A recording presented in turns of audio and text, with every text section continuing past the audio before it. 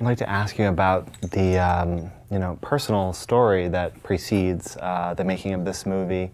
In the late 1980s, you spent over a year living alone in Romania while your parents were in Belgium. So I was wondering if you could speak to how that influenced the making of Waiting for August, and how that led you to discovering this family.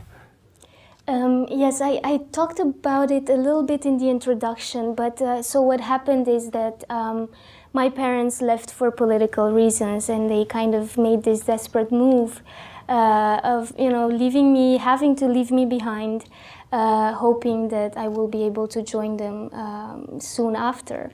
Unfortunately, it took a lot longer than they had planned. They received political asylum, but I would not, the authorities in Romania would absolutely not let me leave.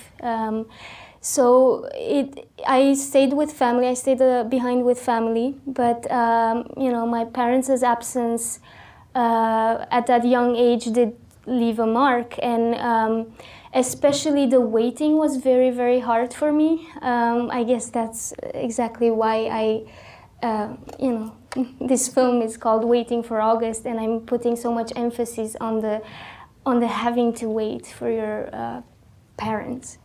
And so what happened is that I realized history was repeating itself, and when that happens, you kind of need to, call the alarm and say, hey, this is not okay. I'm not pointing fingers at a family or at a parent. What I'm pointing fingers at is at society as a whole, because this is a social phenomenon, and it's a scary one, because kids are growing up without their parents, and what I am wondering is, where is that going to bring us? They are receiving these fundaments, and they're going to have to carry the country forward in 10 years, 15 years. And, I'm wondering how they will turn out and what their future can be like. And, I guess that's what I'm trying to, these are the questions I'm trying to raise.